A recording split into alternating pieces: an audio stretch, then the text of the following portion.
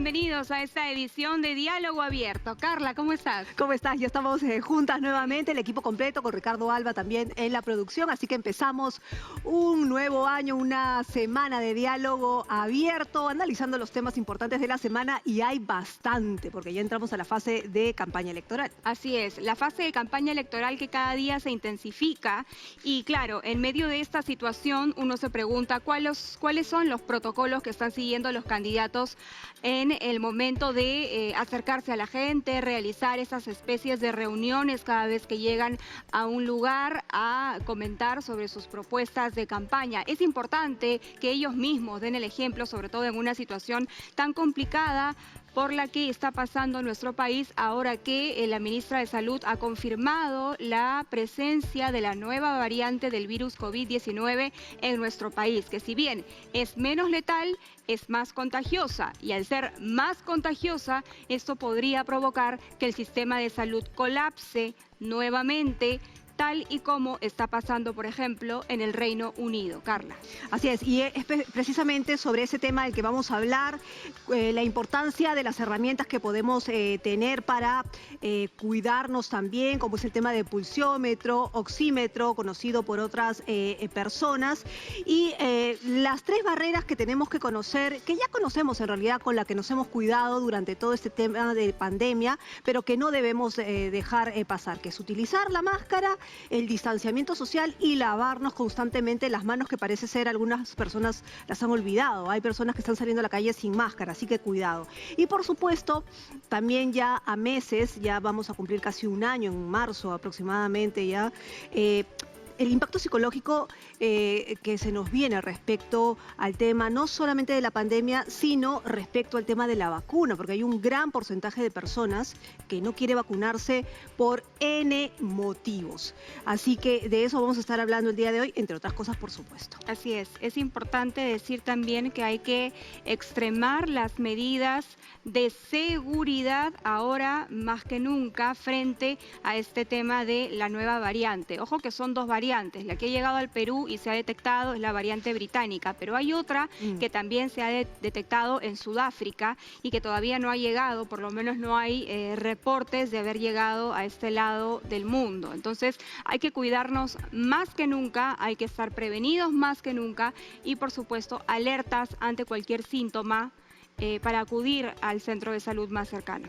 Muy bien, estamos entonces a punto de empezar. Tenemos a nuestro primer invitado, es Manuel Espinosa Silva, él es médico infectólogo del Ministerio de Salud. Vamos a hablar entonces sobre el uso del pulsiómetro, entre otras cosas, por supuesto, porque claro, la noticia va corriendo, así que vamos a hablar con él. Primero sobre la variante que tú misma has mencionado, Perla, y que todavía parece estar causando dudas. Doctor Manuel Espinosa, ¿cómo está? Muy buenos días, bienvenido. Carla y Perla, buenos días. Gracias por la invitación. Quizá la información más relevante respecto de esta variante es que no altera la eficacia de las pruebas moleculares para ser detectada, ni tampoco la eficacia de la vacuna. Efectivamente, siempre en todos los virus en general, sobre todo en los virus de este tipo, nosotros le decimos virus de tipo ARN porque significa el corazón del virus, nosotros le decimos el genoma. Van a haber cambios pequeños, cambios grandes, y a nivel de las técnicas moleculares se puede identificar al virus y sus variantes. Estas técnicas son complejas, son eventualmente prolongadas cuando se hace todo el genoma completo. En el Perú se han identificado muchas variantes, muchas mutaciones, muchos cambios. Las variantes que a nivel internacional se expresan, como la africana o la del Reino Unido, son variantes que se han diseminado rápidamente. La mayor cantidad de pacientes corresponden en esta ola a esa variante. Pero eso no dice que esto cambie o que se siga variando. De repente, hasta ahora no hemos demostrado que estas variantes den mayor enfermedad. Me refiero a la gravedad, a la posibilidad de morir por esta infección, pero sí se ha demostrado que son mucho más fácilmente contagiadas o transmitidas. Ujú. Respecto a esta variante, ¿qué es lo que se ha encontrado específicamente, doctor? ¿Y por qué está, por ejemplo, dominando el escenario epidemiológico en el Reino Unido? Ya, estas variantes implican cambios en la parte externa. Ya no hablo del genoma, sino nosotros decimos las espículas, y son las primeras que se conectan con las células, ¿no? Luego se introduce y luego se puede replicar dentro del cuerpo. Aparentemente, estas variantes hacen que esa unión con los receptores, sobre todo receptores de tipo ES2, esos receptores hacen que rápidamente se repliquen, fácilmente se diseminan por diversas vías, sobre todo aerosoles, gotas de saliva o contacto directo o indirecto, y entra en una forma de competencia. Cuando más abunda una cepa, una subespecie, más fácilmente se disemina por todas partes. Entonces, en competencia, antes teníamos, por ejemplo, un tipo A, pero por ser la otra rápidamente distribuida, va a ganar y va a hacer que la mayor cantidad de personas se infecten por esa nueva cepa en este caso. Ahora, pero en términos prácticos, doctor, y esto creo que vale la pena saber, es, no sé si me voy a equivocar en decir esto, pero no importa qué variante esté aquí, el hecho es que a nivel práctico, en un hospital o en una clínica, eh, eh, no hay diferencia si tienes una variante o la otra variante, porque no sé si se va a tratar igual y además no sé si se va a poder diferenciar en la entidad sanitaria donde llegues, porque claro, una puede ser más contagiosa, menos letal y la otra puede ser más letal, pero ¿cómo saberlo para darle prioridad a la persona que llega contagiada de determinada variante? Entonces, no puedes diferenciar en la práctica. ¿Cómo hacer? ¿Cómo nos enfrentamos? Claro, en términos prácticos, no hay utilidad desde el punto de vista que las medidas que hemos implementado desde hace meses van a ser las mismas. Lo que pasó en los últimos meses es que la población bajó la guardia, no le dio importancia. Regiones de la selva que tenían una alta, digamos, concentración de pacientes en el mes de mayo, junio, julio, y que con los estudios de prevalencia, de cero prevalencia, encontraron que tenían a una gran parte de su población ya infectada, se confiaron y bajaron la guardia. Y al bajar la guardia, ¿qué pasó? Que la población que no se expuso en los meses de la pandemia, ahora sí se está exponiendo y está cayendo enferma y ha abarrotado los servicios hospitalarios, al igual que las unidades de cuidados intensivos. Posiblemente esa población que se cuidó fue la población asalariada, que tenía un empleo fijo, que podía hacer cuarentena sin haber afectado a su economía. Pero ya en este momento esa población está siendo expuesta, no importa la variante que sea, al infectarse van a poder progresar a una enfermedad leve, moderada o grave. Lo que buscábamos desde el comienzo fue que este tipo de transmisión sea lenta para no hacer que los servicios de salud colapsen. Pero si yo de pronto, como las fiestas navideñas, por ejemplo, las de recepción del nuevo año 2021, ha hecho que esas masas se junten, se ha enfermado tanta población al mismo tiempo que ha empezado en algunos lugares del país a llenar los servicios asistenciales. Bien, se sabe que esta variante es entre 30 y 50% más contagiosa que el virus original. Entonces, ¿qué medidas tenemos para combatir desde casa, por ejemplo? Hablemos nuevamente del pulsoxímetro, ¿no? O el oxímetro, que mide la oxigenación de las personas, doctor. Sí, justamente en casa no bajar la guardia. Los que tienen riesgo en la casa son los que salen constantemente a trabajar o a hacer compras. Uno puede infectarse en cualquier parte de la ciudad, en el restaurante, en el transporte público. Ya saben ustedes que el distanciamiento es importante, cosa que se ha roto en muchos lugares, incluso en centros laborales. Que la higiene de manos es muy importante, ya sea con agua y jabón, que es lo deseable. Hay una técnica, hay un tiempo. Alcohol en gel. Y bueno, si ya a pesar de que me distancié, me hice higiene de manos, usé mascarilla permanentemente y sé usarla, sé manejarla, no la contamino, ya la persona enferma, basta que haya un solo enfermo en la casa para pensar de inmediato que todos están enfermos. Lo Con estamos la cepa viendo, anterior. doctor, lo estamos viendo justamente en pantalla, el oxímetro, que se ha convertido en un elemento relevante en esta pandemia. ¿Cuál es la manera correcta de medir este aparato y cuáles son los valores normales y los valores que deben llevarnos a una preocupación mayor? Exactamente. Yo también en ese momento tengo en la mano un pulsioxímetro, o también llamado oxímetro de pulso. Ya en los enfermos que estamos monitoreando, así como tomar la temperatura, usamos este aparato para saber si satura en forma adecuada el oxígeno o no lo satura. Es como un pequeño clic. Usamos cualquier dedo de la mano, también de los pies, lo ponemos, hay un pequeño botón y empezamos a ver, si ustedes pueden de repente apreciar ya la lectura, ¿no? Hay dos lecturas que se dan hacia el lado de ustedes derecho, posiblemente encuentran un valor 69. de 90. ¿Ya? Hay uno Está, que creo, dice 93 y hay otro que dice 68, me parece. sí, sí. Ya subió. Entonces, el que dice 96 o 97 o 98 es la saturación de oxígeno. Ok, Es lo que indica que cómo estoy oxigenando en este momento. El otro valor que también es muy importante es la frecuencia cardíaca. ya. Entonces, una frecuencia cardíaca normal va de 60 a 80. Cuando la frecuencia cardíaca está en más de 90, algo pasa con la persona. Este es un proceso inflamatorio, ¿no?, que puede traducirse en un incremento de la frecuencia cardíaca. Doctor, Y acá la hago una saturación de pausa. oxígeno, Acá hago una pausa. Porque generalmente aquel que se ha estado informando y tiene un oxímetro en su casa que debe ser bastantes personas, Perla es una de ellas. Si uno tiene un oxímetro en su casa, lo que se fija justamente es el valor del oxígeno, de la saturación del oxígeno. Entonces, si hay un valor,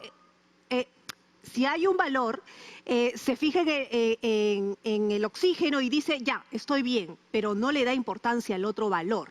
Entonces, ¿qué me indica el otro valor y por qué es importante darnos cuenta de los dos? y el otro valor me indica la frecuencia cardíaca. Mi corazón late, ¿no?, rítmicamente, pero cuando pasa algo en mi cuerpo, me falta oxígeno, late más rápido, tengo fiebre, late más rápido, tengo un proceso inflamatorio, late más rápido. Es una señal de alarma también que algo está mal en mi cuerpo. La saturación de oxígeno que usted la ve al otro lado indica cómo estoy oxigenando, que a veces ya indica un nivel de riesgo. ¿Cuánto es normal? Normal de 95 a 100. Esto fluctúa con el tiempo, con lo que uno está haciendo, si muevo la mano, ¿no? Entonces, cuando tomo esta medida, yo tomo una persona que esté en reposo, que tenga las manos tibias, los dedos limpios, no debe haber esmalte de uñas, porque eso impide la lectura, no debe estar moviendo la mano, lo pongo y después de 30 segundos ya tengo una lectura que es confiable y que me va a orientar si oxigena bien o mal. Cuando está en menos de 95, algo pasa, pero cuando está en menos de 93, ya pienso de inmediato, se está complicando, está bajando y va a requerir sí o sí oxígeno. Esa persona tiene que ser llevada de inmediato a un centro de atención para pacientes COVID donde le puedan proporcionar principalmente oxígeno. Es lo más importante. Doctor, Y luego van a evaluarlo. entonces, la saturación debe estar entre 95 y 100%, ¿verdad? Esos son los valores Exactamente. normales. Por debajo de 95, 93, ya tenemos que ir a la clínica o al hospital. Exactamente, y estos valores son para la costa peruana, Ok. al nivel del mar. Y respecto de la frecuencia cardíaca, ¿cuáles son los valores normales? Entre 60 y 80, y si está en más de 90, algo está mal, algo está pasando. También es una señal de alarma para que la persona diga, tal vez esté con fiebre, tal vez no me doy cuenta y En estoy los ventilando niños, más doctor, rápidamente. en los niños Los niños, se mide de la misma eso, manera, son los mismos sí, de valores. manera similar. Exactamente, son valores similares en los niños también. Los niños usualmente tienen saturaciones mayores a nosotros, 98, 99, 100%.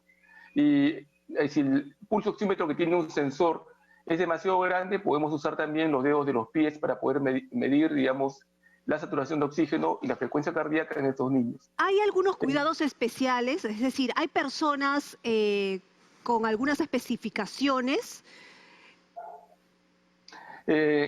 Claro, o sea, hay que conocer también los antecedentes de la persona. Claro. Hay personas que tienen, por ejemplo, fibrosis pulmonar, Y esas personas a veces están con valores de 90% de saturación, 89%, y para ellos, dentro de su enfermedad, vamos a considerar que es la normalidad.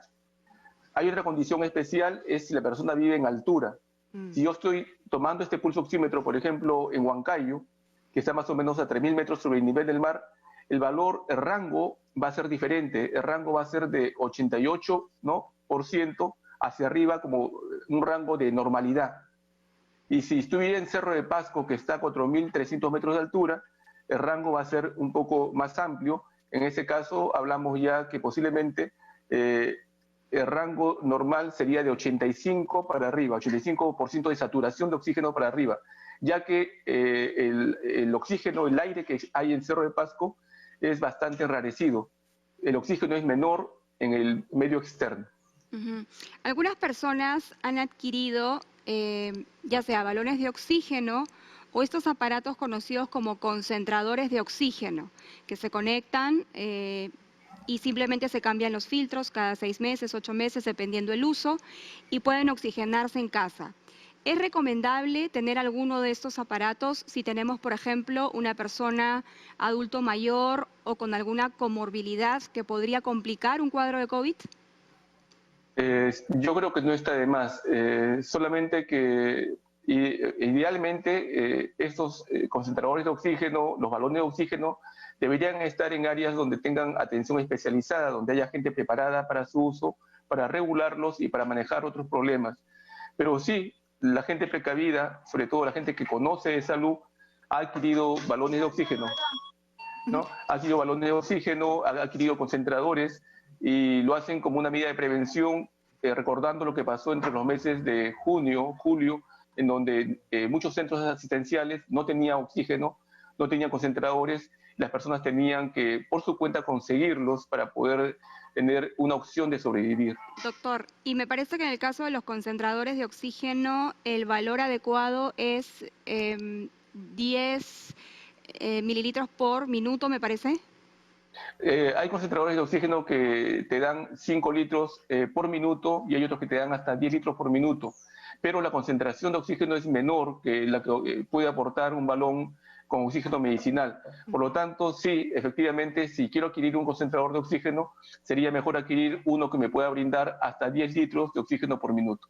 Ahora, doctor, según lo que usted está mencionando y en tiempos de pandemia, un pulsímetro, perdón, o un oxímetro, en casa debería ser como tener un termómetro. Pero la gente tal vez no es muy consciente de eso porque puede pensar que es muy caro, qué sé yo. En el mercado lo podemos encontrar, o sea, primero confírmenos si de verdad es como un termómetro que debemos tener en casa, uno. Y dos, ¿dónde lo podemos encontrar? Si hay diversas marcas, porque como los termómetros también suponemos que hay buenos, malos, baratos y que nos pueden timar, ¿no? Efectivamente, estos aparatitos ya se convierten en un instrumento de uso doméstico en este momento, igual que un termómetro, igual que un tensiómetro para casas donde hay hipertensos. Lo ideal es comprarlos en farmacias autorizadas, donde ellos compran productos que han entrado bajo la regulación de la Dirección General de Medicamentos, Insumos y Drogas. Están calificados para ese uso. Hay de diversos precios, hay desde 40 soles, 90 soles, 100 soles. En otras palabras, está al alcance de la mano. Una familia puede comprarse uno, de repente un grupo de vecinos, hacer una pequeña colecta y tenerlo a la mano para que puedan usarlo en caso de necesidad. Claro, hay que recordar que en el momento más duro de la pandemia, estos oxímetros subieron considerablemente de precio, llegando a 150, 200 soles. Ahora los podemos encontrar en 50, 60, 70, dependiendo efectivamente de la marca. Doctor, ¿qué pasa con casos especiales? Por ejemplo, algunos pacientes, pese a tener baja oxigenación, no se sienten mal. Entonces no acuden a la clínica o no llaman al doctor, ¿no? Cuando se les mide la oxigenación, marca, por ejemplo, 90% y una frecuencia cardíaca de 120 por minuto. Esa persona, en definitiva, no está bien, pero como no se siente mal, entonces no llama al médico. Efectivamente, y eso me pasó hace poco con un paciente. En verdad, los valores que yo pude obtener de él fueron todos en el rango normal. No tenía alza térmica, saturación de oxígeno estaba en 95%, la frecuencia cardíaca incluso en C2, pero su frecuencia respiratoria estaba incrementada, estaba en 20, 21, estaba en el rango de peligro. Pero le encontré al examen clínico que ya tenía signos de neumonía. Cuando al día siguiente me llamó la familia, me dijeron que ya se sentía mal y que le faltaba oxígeno. En la percepción de la familia, pero cuando le preguntaban al señor decía no, que no le faltaba nada, que estaba muy bien, que se sentía correctamente. Bueno, acabó después en emergencia, en la unidad de cuidados intensivos, tardíamente, y el día de ayer falleció. Entonces, para evitar eso, ¿cada cuánto tiempo uno tiene que hacerse la medición con el oxímetro, precisamente para evitar eso? Sí, estando ya enfermos, ya con los primeros síntomas de una, entre comillas, resfrío o gripecita, como la gente cree que es algo que no es COVID, pero ya con cualquier síntoma respiratorio, debía hacer el control con ese tipo de aparatito al menos cada 6 horas. Solamente decirles que a veces los pacientes no debutan con signos respiratorios, sino debutan con náuseas, con vómitos y diarreas. Y conforme lo vamos viendo, sin que sientan dolor de garganta, sin que sientan tos, vemos que la saturación va bajando. Ellos piensan que es una intoxicación alimentaria, pero muchos de esos pacientes han terminado en la emergencia y ahora están en la unidad de cuidados intensivos. Es decir, ¿el COVID también puede generar vómitos y diarrea y no necesariamente un cuadro de gripe? El SARS-CoV-2, que es la causa de la COVID-19, es un virus que tiene un compromiso de todos los sistemas del cuerpo, sobre todo de las vías respiratorias, pero afecta a cualquier parte del cuerpo. Produce hepatitis, produce miocarditis, puede producir encefalitis, pancreatitis, produce una serie de efectos que solamente los especialistas pueden dominar y saber ante qué se encuentran. Por lo tanto, un indicador sería que basta que una persona en la casa tenga ya la sospecha de tener la COVID-19, de inmediato debo pensar que todos en la casa y sus contactos en el trabajo, las amistades, están infectados por el SARS-CoV-2 y pueden manifestarse de diversas maneras. Doctor, eso es si alguien está enfermo ya de COVID, si hay sospecha de, pero ¿qué pasa si alguien se mide el oxígeno constantemente como un tema de prevención, ¿no? Como parte de su prevención? Ya dijo cuáles son los valores, pero ¿cuándo es que se tiene que preocupar, digamos, de que podría estar sufriendo un contagio si se mide, digamos, si se ciñe al oxímetro? Ya, lo que usted me está diciendo es que la persona que no tiene ni una molestia lo use como parte de una medición diaria de control. Sí. En verdad, no indicamos esa medición diaria en personas que están totalmente asintomáticas, porque no tiene, digamos, una razón de ser usar solamente este parámetro para decir si está bien o está mal. Hay otros parámetros, como el incremento de la frecuencia cardíaca, que también lo mide, la frecuencia respiratoria, la sensación, digamos, de malestar o decaimiento o cansancio al caminar. Son de repente criterios más importantes para recién usar este pequeño aparato. Doctor, como parte del control. Finalmente, también se puede colocar el oxímetro en el lóbulo de la oreja, ¿no? En el caso de los niños, por ejemplo.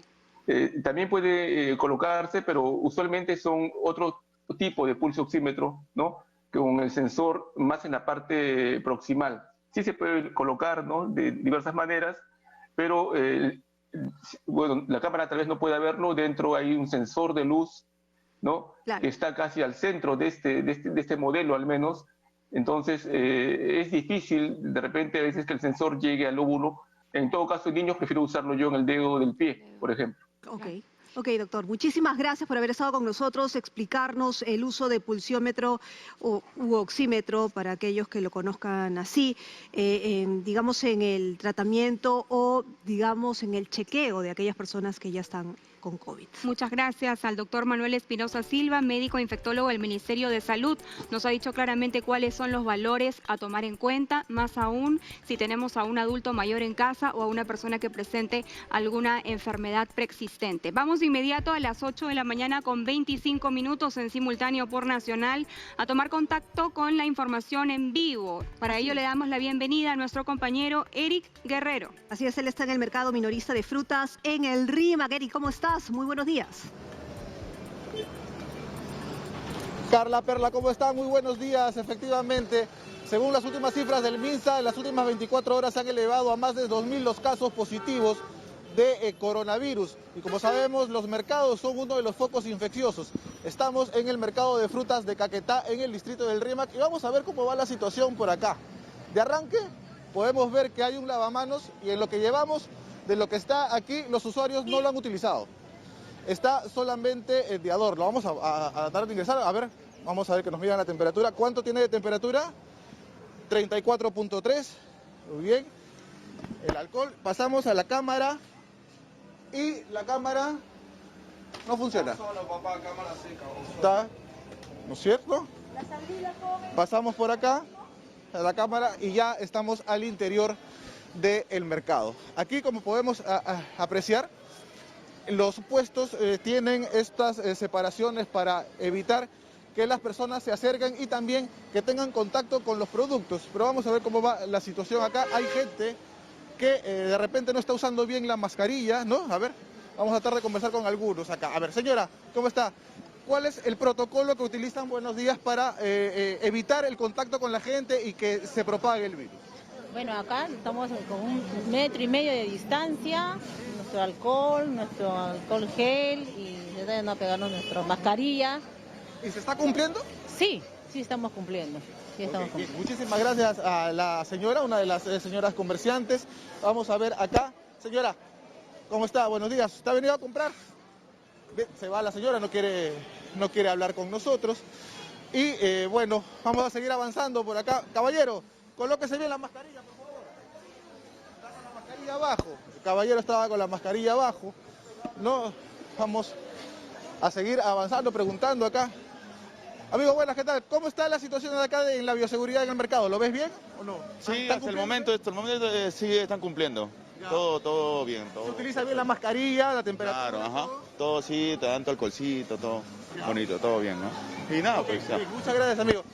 Bueno, Perla, Carla, esa es más o menos la situación que se vive aquí en el mercado mayorista de frutas de El Rímac. Como vemos, hay algunas personas que no respetan el distanciamiento, como por ejemplo acá al costado.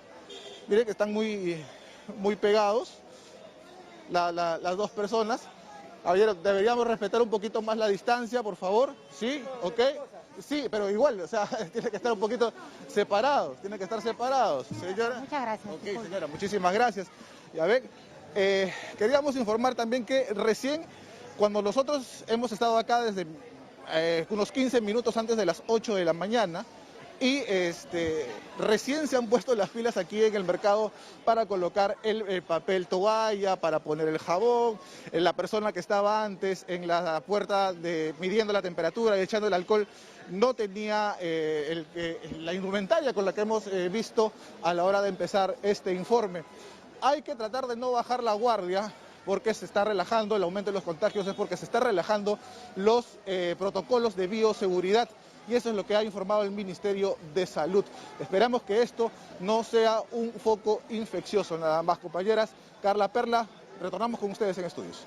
Muchas gracias, Eric, por esa información en vivo. Es muy importante que todos los centros de abasto, los centros comerciales y los comercios en general continúen aplicando las medidas de bioseguridad. Así es, y todos en realidad lleven su alcohol si no está cerca, pero en realidad el tema es lavarse las manos todo el tiempo, usar la mascarilla y el distanciamiento social, por favor, es responsabilidad de todos, no solamente del Estado, no solamente del gobierno, sino de todos hay que cuidarnos. Bien, vamos a conversar ahora de otro tema que también es muy importante y tiene que ver con la fatiga emocional que creo que todos estamos sintiendo ya a causa del COVID-19. Justamente hoy se cumplen 300 días desde que se declaró el estado de emergencia en nuestro país, en ese momento por el expresidente Martín Vizcarra.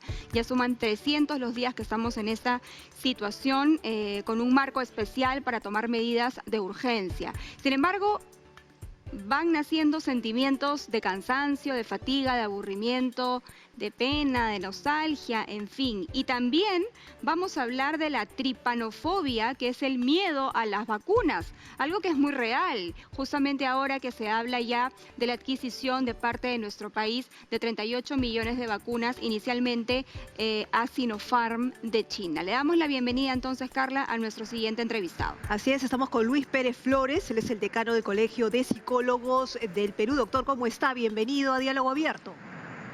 ¿Cómo están? Muy buenos días. Acá nuevamente con ustedes, con el mayor gusto para poder contribuir con nuestra población. Bueno, empecemos a hablar por... ¿qué le parece la fatiga emocional? Porque creo que todos nos sentimos identificados de alguna manera con eso. Justo lo conversábamos hace unos momentos. De una u otra forma, ya la gente se siente afectada. ¿Qué es? Porque hay gente que todavía no sabe qué es lo que está sintiendo. Claro, en realidad ya a estas alturas, miren, son 300 días que se están cumpliendo y evidentemente pues la fatiga que las personas pueden sentir respecto a no poder hacer algunas cosas es un fenómeno prácticamente natural, ¿no? Sin embargo, yo creo que aquí lo que hay que hacer es concentrarse fundamentalmente en cómo vamos a hacer para poder salir bien de esta situación. Y en ese sentido, algo que es fundamental es cumplir fundamentalmente con todas las pautas de prevención que uno tiene que hacer para no contagiarse, ¿no? De hecho, la fatiga emocional, el aburrimiento, los estados de tristeza, los estados incluso de angustia que a veces las personas pueden sentir, son un asunto que nos ha venido acompañando durante todo este tiempo y al parecer todavía nos va a acompañar un poquito más, porque la vacuna está cerca, pero no está definitivamente tan cerca. Doctor, ¿no? doctor, o sea, pero... solamente... Sí, doctor, pero ¿cómo enfrentarla, digamos? Porque el diagnóstico lo conocemos, algunos no, algunos sí, pero ¿cómo lo enfrentamos? Porque no solamente es cómo lo enfrenta la persona que ya sabe que tiene fatiga emocional, sino cómo lo enfrenta la persona que convive con ella día a día. Porque hay gente que no tiene tolerancia a eso, es decir... Y que probablemente esté tan fatigado Exacto. como el que sufre de... O sea, se juntan, ¿no? Se juntan y lamentablemente... Sí, y entonces hay efectivamente intolerancia, frustración... En este caso es lo que se llama la fatiga del otro. En realidad existe lo que se denomina incluso un síndrome del cuidador. En este caso no es un cuidador específicamente, pero sí es una persona que está con esa persona. Por lo general el síndrome del cuidador justamente se refleja igualmente en trastornos de ansiedad. Y es posible que esta persona que esté con alguien que se sienta mal también esté siendo afectado.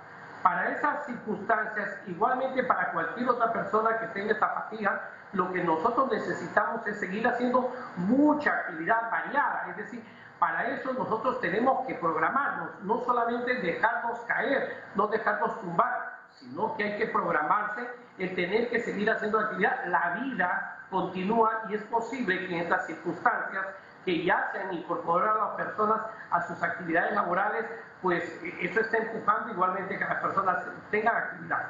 Lo mejor que hay que hacer es todas las pautas de manejo emocional, seguir haciendo ejercicio, tratar de distraerse, tratar de entrar en contacto, aunque sea de manera virtual, con las otras personas, pero acá lo que es fundamental es la actividad. No hay mejor forma de contrarrestar la fatiga que si no haciendo actividad y por otro lado tratar de evitar en esas circunstancias a aquellas personas que pueden estar en fatiga emocional. Claro, ahora doctor, cuando la situación es mucho más compleja y la persona hace ejercicio, le pone ganas, mantiene el contacto, cuidándose y todo, pero no supera la situación, ¿en qué momento es el que uno debe decir, esto ya es otra cosa, esto no es simplemente un tema de fatiga emocional, de pronto tengo un cuadro de ansiedad crónica o estoy entrando a una depresión?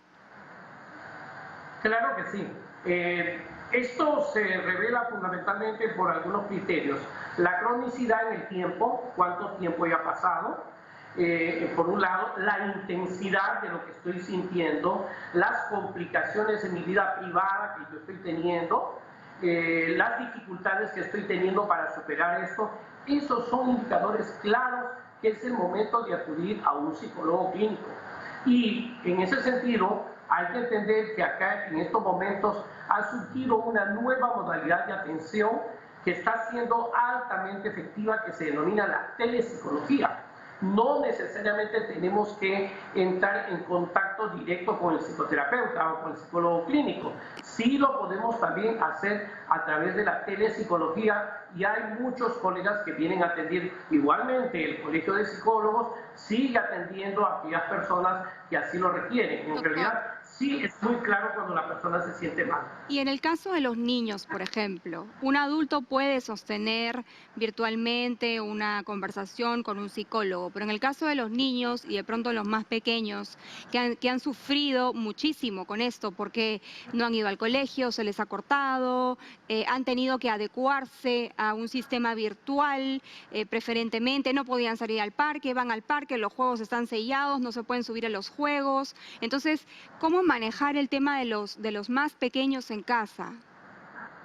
De todas formas, aquí es importante reiterar algo que ya el Colegio de Psicólogos ha investigado y recordar que quienes han sido más resilientes y siguen siendo resilientes en todo este tiempo, interesantemente, han sido los niños. Quienes se han, diríamos, comportado mal ante estas circunstancias son fundamentalmente los jóvenes. Y los niños, si bien están pasando por estas circunstancias, en aquellos casos que también requirieran de alguna intervención psicológica, la telepsicología también está resultando bastante buena. Es decir, los niños, hay que entender que también saben de sus emociones y saben también cómo expresar sus emociones. Y si nosotros nos diésemos cuenta que el niño está también entrando en algunos procesos de tristeza, de estrés agudo, sí es bueno igualmente contactar con un especialista. Por lo demás, los papás tenemos que seguir siendo mejores papás. Estas circunstancias deben seguir generando aquellos papás creativos que sí se han tenido. En muchos casos hemos tenido bastantes buenos papás a pesar de las circunstancias, ¿no? Y cada día han ido renovando cosas. En ese sentido, seguir apelando a ellos, seguir apelando a la creatividad. Se han descubierto, y eso se ha notado, nuevas formas de entretenimiento, nuevas formas de interrelacionar con los niños, nuevos acercamientos se han descubierto en estos tiempos. Entonces, miren, la vacuna está cerca. Entonces, miren, hemos pasado 300 días, creo que nos faltan unos 30 a 60 días más.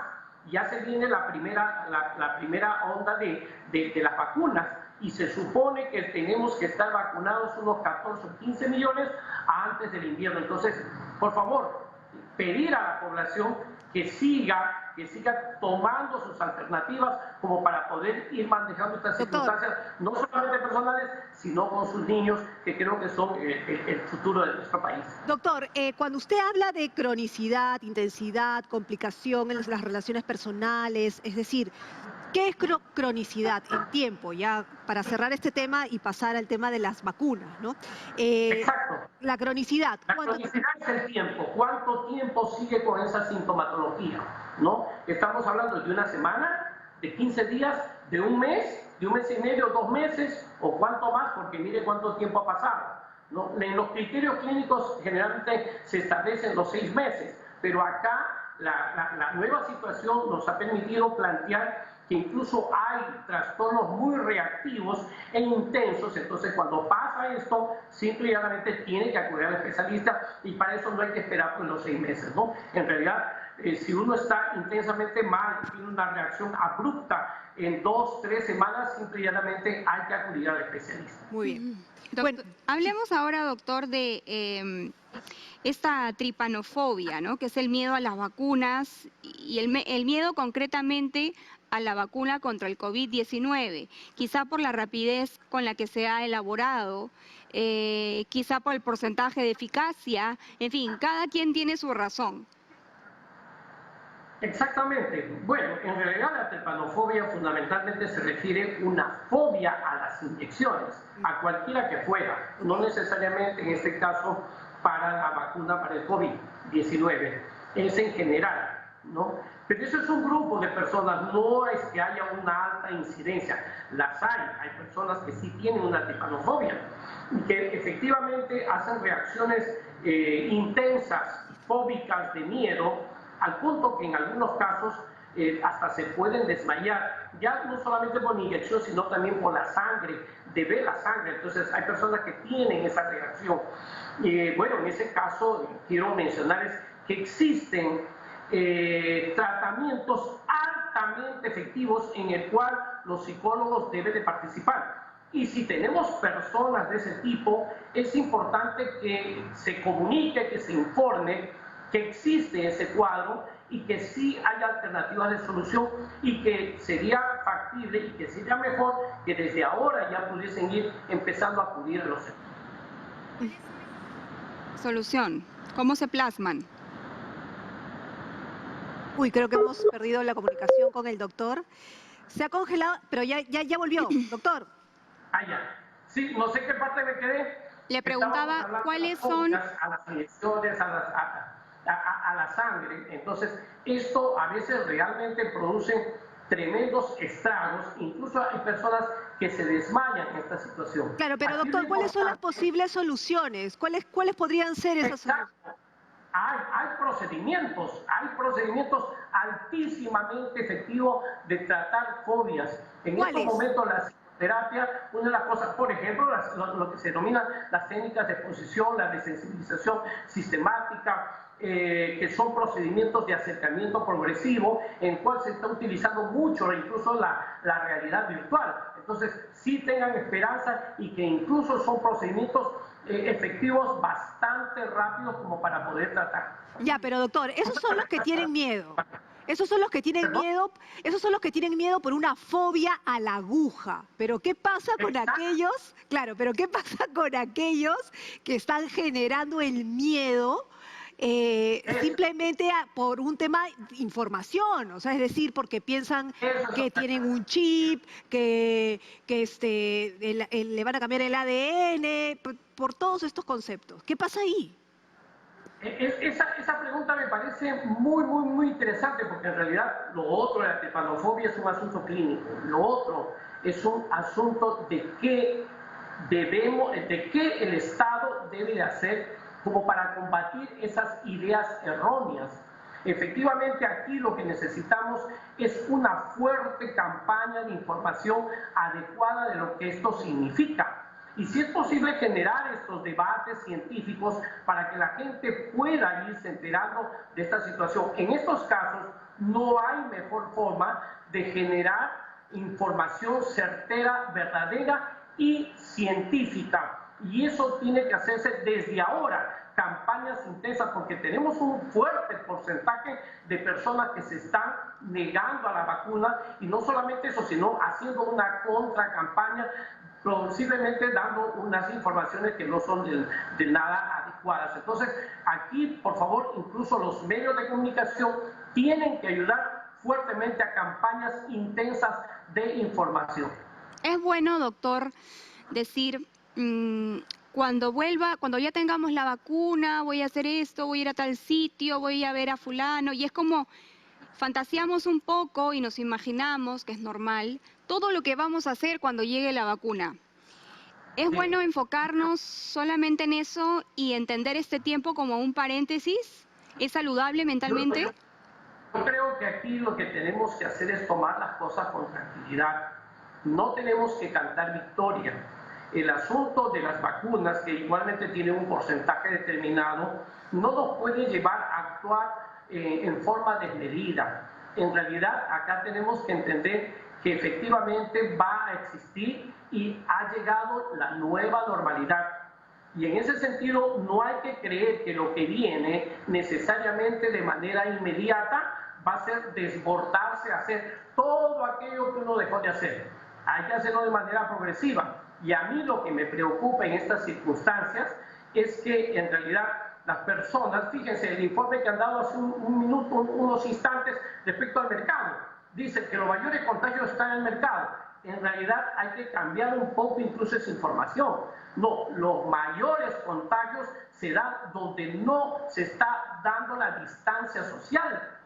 Y en ese sentido no hemos hecho campañas para generar la distancia social. Miren, estamos en la cuarta etapa, la reactivación económica, pero en realidad se han reactivado todos los comportamientos y la gente está que se acerca cada vez más y más. Acá el culpable, diríamos centralmente, de que las personas estemos entrando en esta segunda ola, y ojo, que hay provincias que todavía no tienen su segunda ola, felizmente, y que tenemos tiempo de repente de prevenir, porque acá lo importante es la vida, aunque sea una sola vida, es fundamentalmente una campaña intensa respecto al distanciamiento social. Y el distanciamiento social no solamente es decir, oye, tome la distancia social, no entiende la gente. La gente se le acerca y se sigue acercando, más allá de que si baja la mascarilla, está tapada la mascarilla. Si uno está muy cerca a alguien y está con mascarilla, hay otras formas por donde puede ingresar igualmente el contagio si es que alguien lo está. Ese tipo de razonamientos necesitamos trabajar de manera fundamental, con procedimientos donde incluso se le haga participar a la población. Vale decir, miren ustedes, ¿qué tipo de trabajo hemos tenido acá? Fundamentalmente un trabajo de tipo represivo, ¿no? Eso no ha funcionado, pues no te obedezco, no te hago caso, y bueno, sigo haciendo las cosas. Entonces, eso es un asunto que hemos descuidado y que necesitamos puntualizar en procedimientos en los cuales generemos, por ejemplo, comités vecinales, hagamos que las propias personas sean los que regulen. Muy bien, doctor. Entonces, no es de la forma como estamos viniendo procediendo. Muy bien, muchas gracias por haber estado con nosotros. Lamentablemente se nos acabó el tiempo, pero estaremos conversando sin duda en otra oportunidad, porque el tema de la salud mental es importantísimo en estos tiempos. Vamos a hacer una pausa comercial. Acabamos de conversar con Luis Pérez, decano del Colegio de Psicólogos del Perú, y al volver del corte vamos a estar con Carlos Aquino, quien es director del Centro de Estudios Asiáticos de la Universidad Nacional Mayor de San Marcos. ¿Por qué? Para hablar justamente sobre Sinopharm, el laboratorio que va a producir estas vacunas que llegan el primer millón en este mes de enero. Vamos a disipar dudas con información. Esto después de la pausa, en simultáneo por Nacional y TV Perú. Volvemos.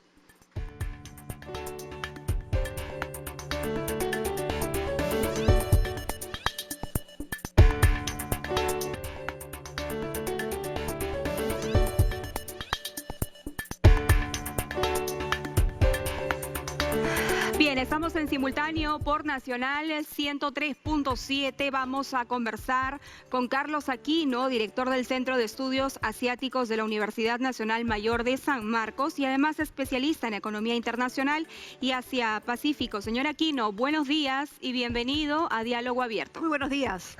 Perla, ¿cómo estás, Carlos? ¿Qué tal? Qué gusto. ¿Qué tal? Bueno, empecemos rápidamente. Sinopharm Holding es el mayor distribuidor del mercado farmacéutico chino y forma parte del Grupo Farmacéutico Nacional de China. Y, bueno, según la información que tenemos, se espera producir 1.000 millones de dosis de vacunas contra el COVID-19 para finales del 2021. En simple, ¿qué significa eso? No sé si las cifras que hemos dado están bien. Sí, bueno, aunque acabo de leer una noticia que ha salido hoy día en un diario de Hong Kong, que dice que va a producir Sinopharm, solo Sinopharm. Recordemos que hay varios laboratorios en China, Sinopharm es uno de los más grandes, solo Sinopharm va a producir 1.300 millones de vacunas este año, y leí en este medio, la noticia de hoy día, que ya en China ya han vacunado 9 millones de personas con la vacuna. No, definitivamente es una compañía muy grande. Bueno, recordemos que China es un país enorme, 1.400 millones de personas. Estoy leyendo la página web de la compañía Sinopharm. Dicen que el año pasado, perdón, el 2018 ha tenido ventas por prácticamente 55.000 millones de dólares, que es la cuarta parte del tamaño del Producto Bruto Interno del país. Tiene 128.000 empleados y cubre todo el rango, ¿no? Desde laboratorio, fábrica, distribuidor, centros de salud y todo lo demás. Es un complejo industrial enorme, ¿no? Doctor, y que es justamente, que ha sido aprobada oficialmente. Justamente sobre ello, quisiéramos que nos hable, que le cuente al público qué es Sinopharm, qué significa Sinopharm en China, cuál es su alcance. Sí, como decía, es la compañía de productos farmacéuticos, una de las más grandes en realidad, porque China es grande, ¿no? Y es importante que es la primera vacuna china que ha sido oficialmente reconocida por el gobierno chino, ya se está administrando.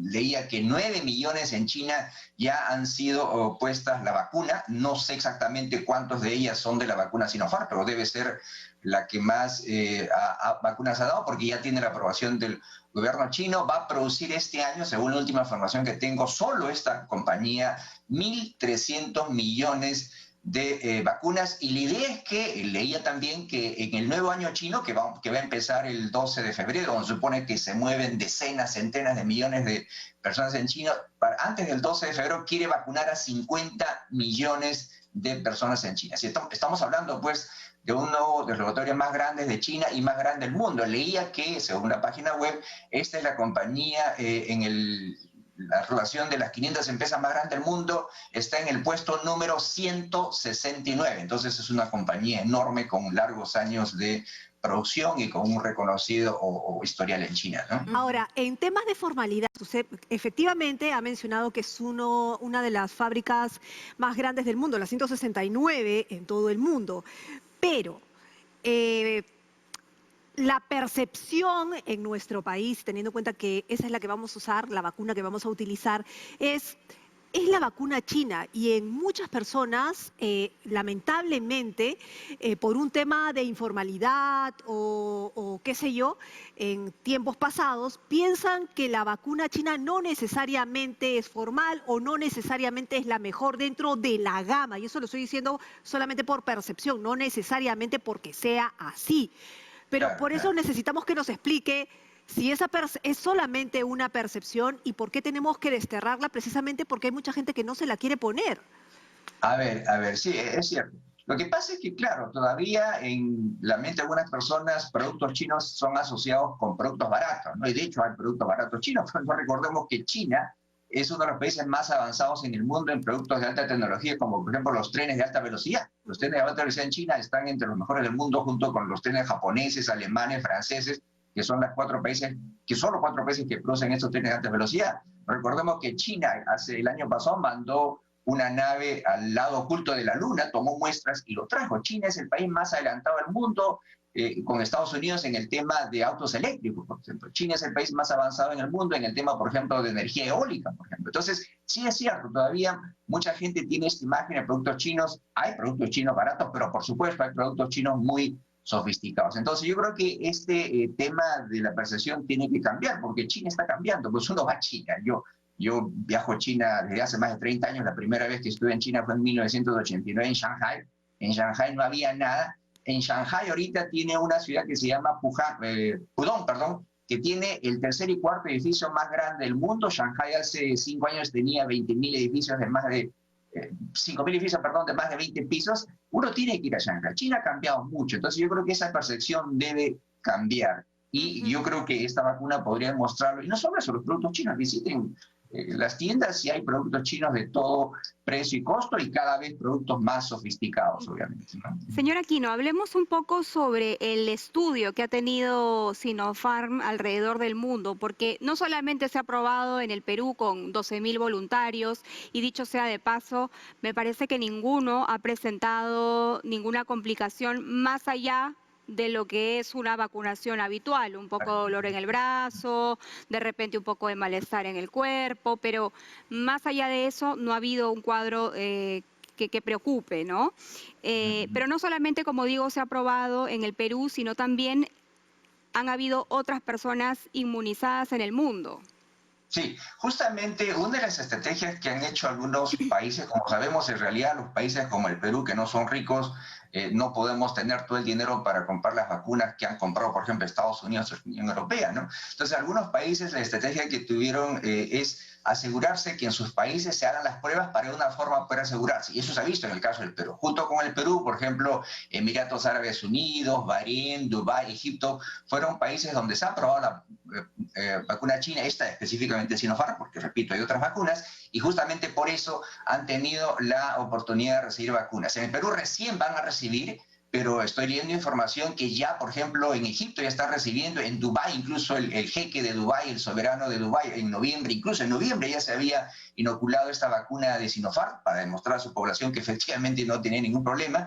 Entonces, repito, varios países, como el Perú, estuvieron experimentando esta vacuna y en algunos países ya se han aprobado, en algunos países ya se están poniendo, aparte de China, y el Perú va a ser uno de los siguientes. Sí, es una buena estrategia, ¿no? Que además las vacunas tienen que ser probadas efectivamente y mejor si se hacen en los países que Y efectivamente van a probarlas, ¿no? es una estrategia que se ha llevado a cabo con otras vacunas también. Por ejemplo, Pfizer hizo lo mismo, Claro, no ha sido claro. exclusivo de Sinopharm. No, por Las supuesto que no. vacunas que tenemos ahora disponibles en el mercado, algunas de las cuales requieren una cadena de frío muy intensa y no vamos a poder obtenerlas aquí en el Perú, también ha realizado estos procedimientos experimentales en su fase número 3, tal como lo ha hecho Sinopharm en Perú. Claro.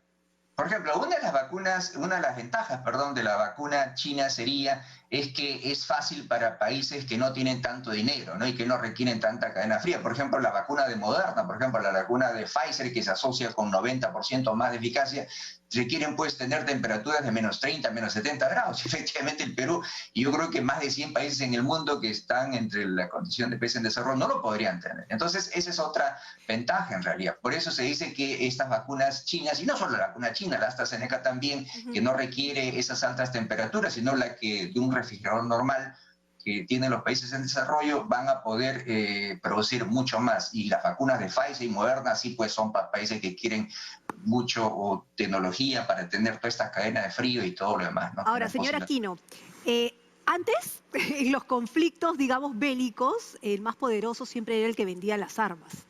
Ya no estamos en un conflicto bélico, estamos en un conflicto sanitario, si se le puede llamar así. Entonces, por ende, el más poderoso va a ser quien tenga la mejor vacuna. No sé si funciona así, estoy, digamos, planteando una hipótesis.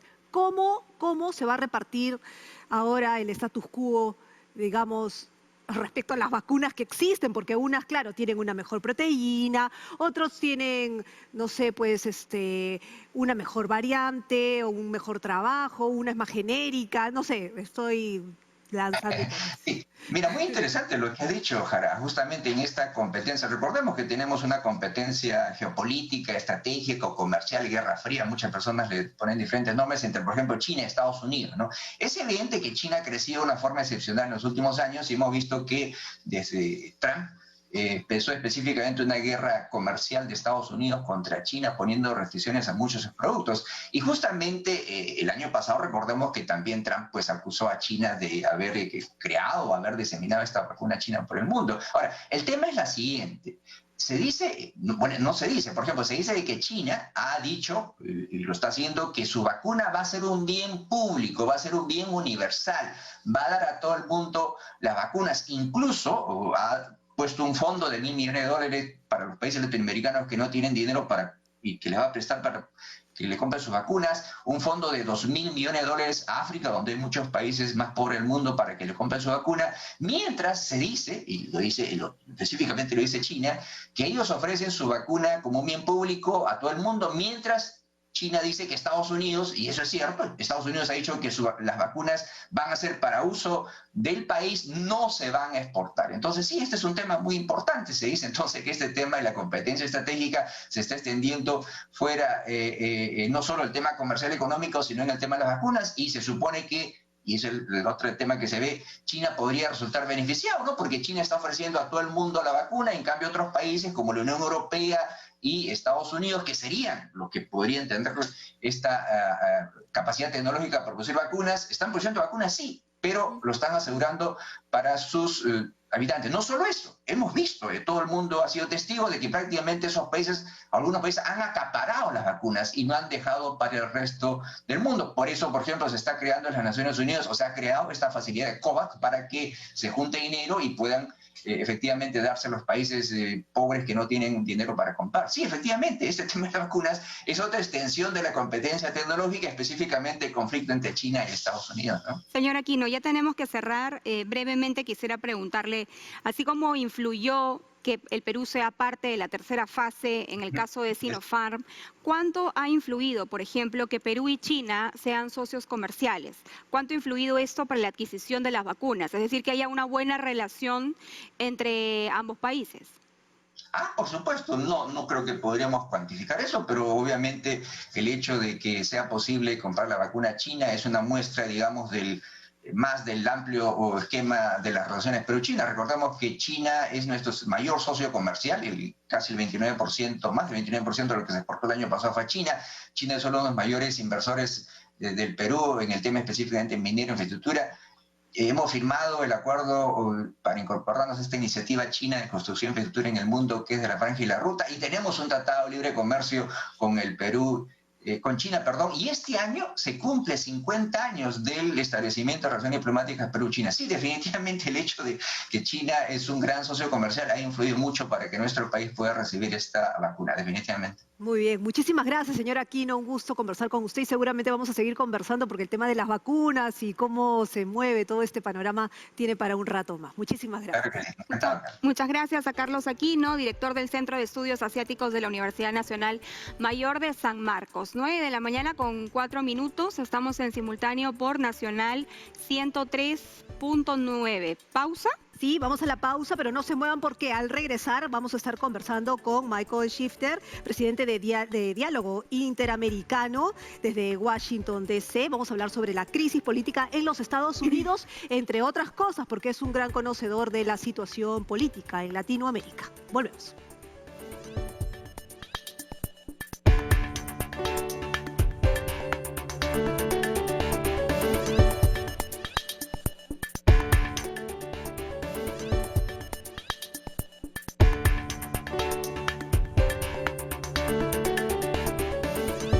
Bueno, esta semana fue realmente, ¿cómo llamarlo?, impactante por lo que sucedió en los Estados Unidos. Seguidores de Donald Trump, fans de Donald Trump, ingresaron al Capitolio, burlaron absolutamente todas las medidas de seguridad y tomaron el Capitolio por varios minutos, varias horas, ¿no? Ya están justamente las imágenes. Incluso la Guardia Nacional tuvo que salir para poner a buen recaudo este lugar. Por supuesto, los senadores y todos tuvieron que ocultarse, tuvieron que ponerse a buen resguardo porque la situación era incontrolable. Lo que más llamó la atención es que antes de que sucediera esto en el Capitolio, Donald Trump había estado en una marcha.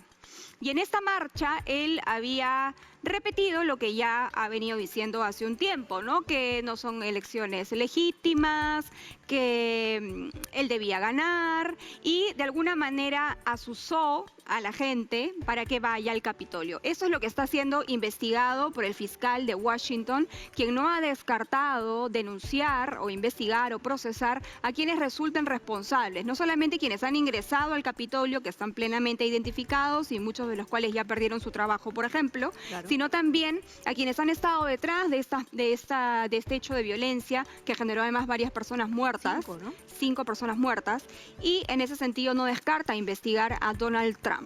Bueno, y para eso vamos a conversar con Michael Shifter, presidente de Diálogo Interamericano. Él está en Washington, D.C. Y vamos a conversar sobre esto, entre otros temas latinoamericanos también. Nuestro país que entra en campaña electoral, él conoce muy bien los temas políticos de nuestro país, así que vamos a aprovechar un poquito.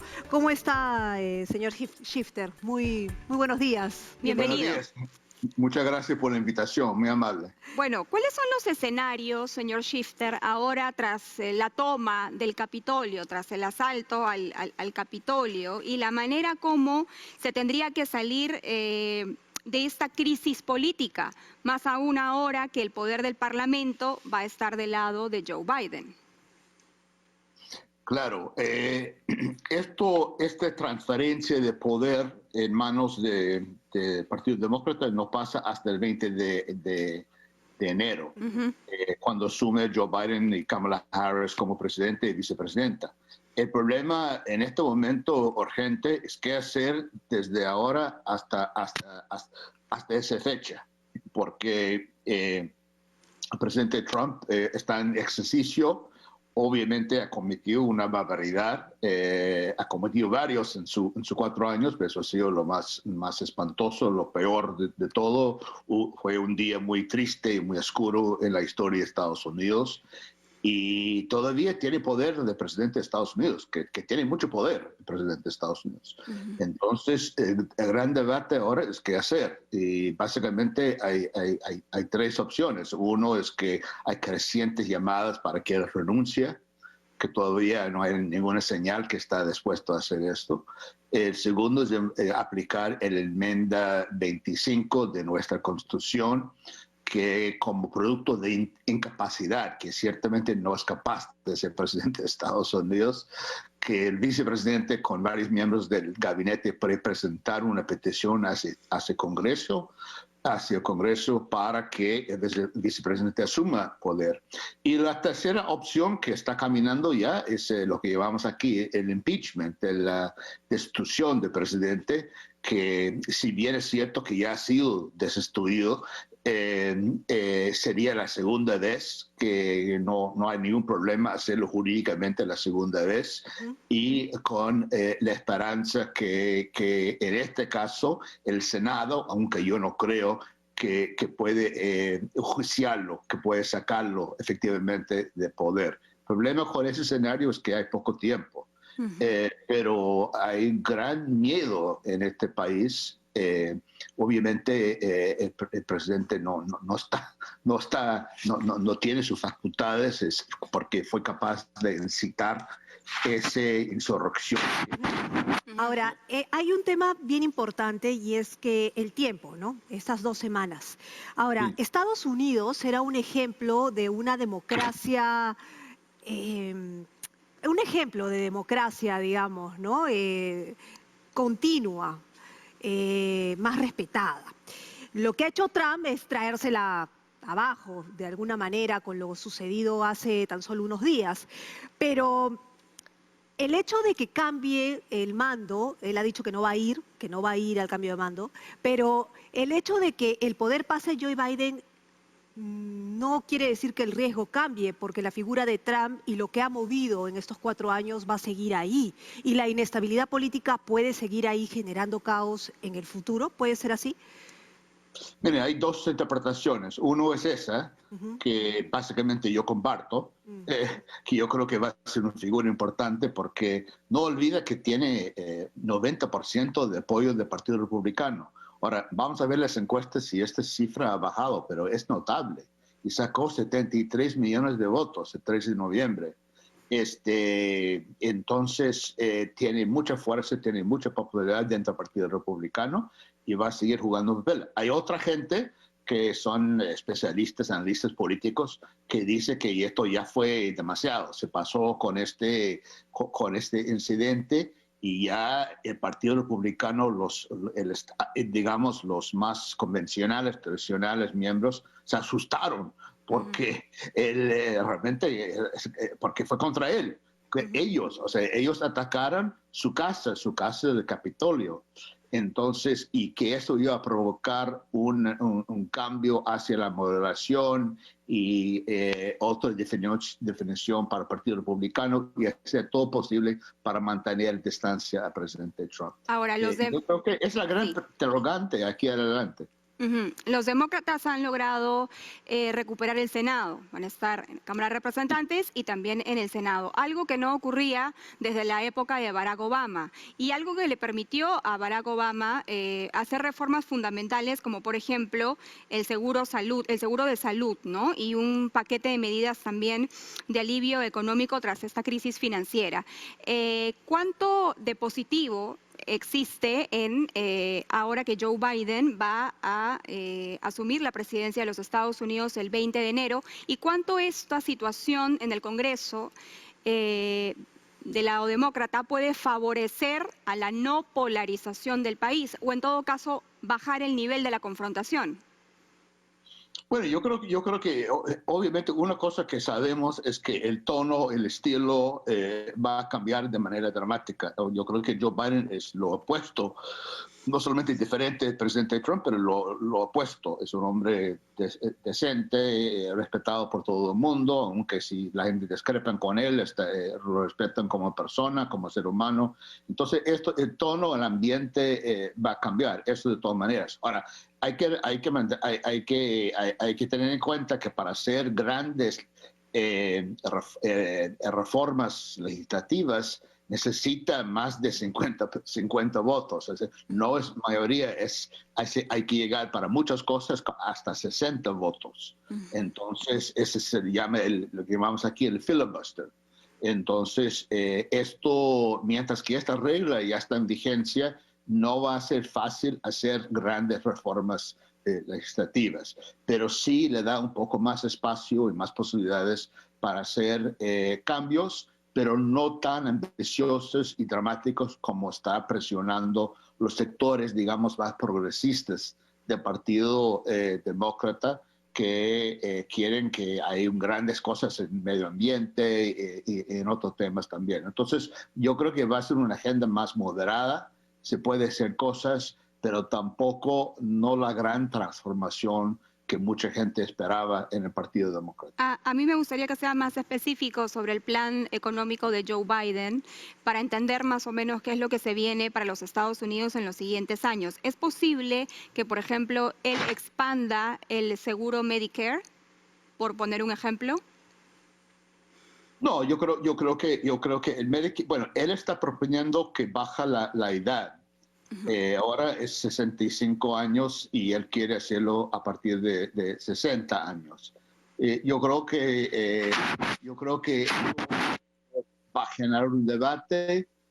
Puede pasar, es posible, pero tampoco no va a ser fácil y puede haber un punto intermedio, tal vez 62 años, 63 años, algo así. O sea, yo creo que yo creo que no va a ser tan dramático, pero esa es su propuesta en cuanto a Medicare. Y su relación con Latinoamérica, ¿cómo va a ser? Porque, digamos, hay un deterioro definitivamente de la convivencia política, hay desigualdad económica, hay muchos pedidos por el lado progresista, pero muchas trabas, como usted lo ha mencionado, que va a tener la oposición.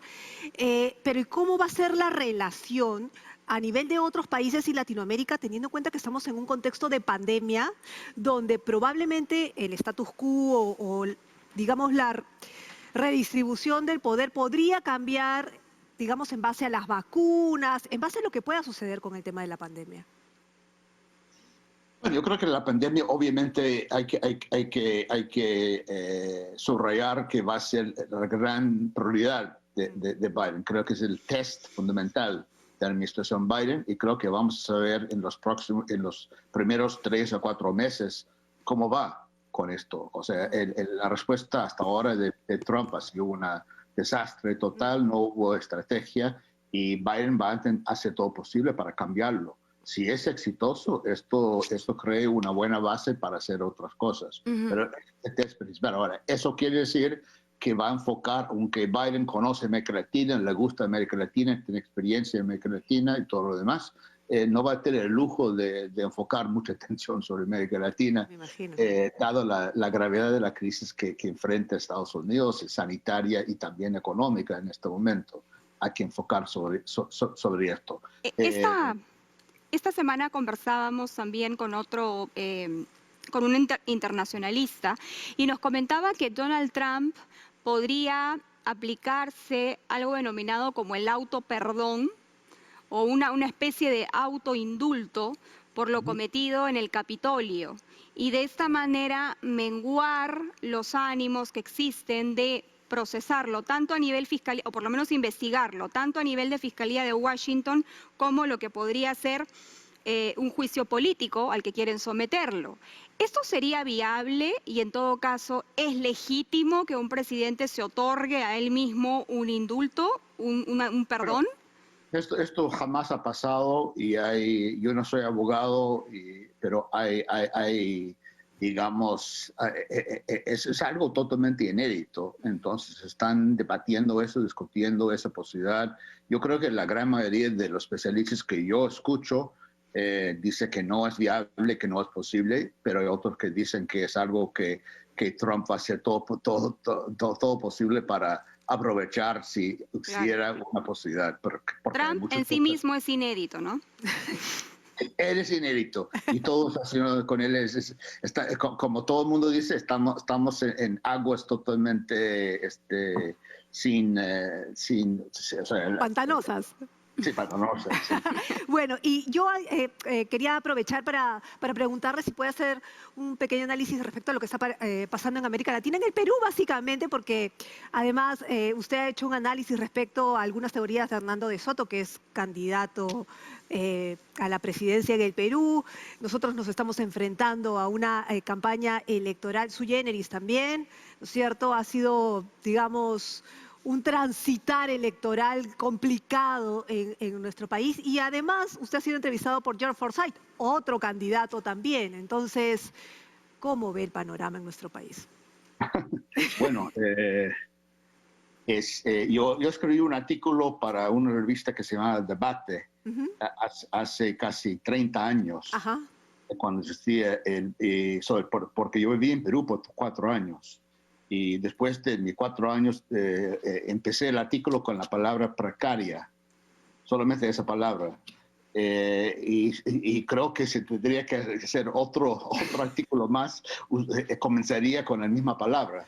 O sea, la situación me parece desde afuera, yo no estoy, lamentablemente las condiciones no me permiten viajar a Perú, pero me parece la situación precaria. Con 3 presidentes en una semana, una crisis política con gran tensión, Congreso, Ejecutivo, y ahora enfrentando la elección. Y lo único que puede ser es que ojalá que salga bien. Yo sé que hay muchos candidatos, hay mucha representación, pero realmente es muy importante que hay cierta estabilidad y cierta capacidad de liderazgo en el país, me parece que en este momento, porque la situación es muy precaria, y hasta la economía ha sido tocado también, que no ha sido el caso hasta ahora. Entonces, yo aproveché, el señor Forsyth me pidió una conversación con él. Yo sé que está liderando las encuestas, fue una oportunidad de conocerlo, y conversamos un rato aquí en Washington. Obviamente es un político muy joven, pero tuvimos una buena conversación, muy interesante conversación, y en inglés, y bueno, y yo creo que está aprendiendo la magnitud de los desafíos que lo enfrentaría si es que... ¿Necesitamos un presidente que está aprendiendo? ¿Ah? ¿El Perú necesita un presidente que está aprendiendo? Bueno, lamentablemente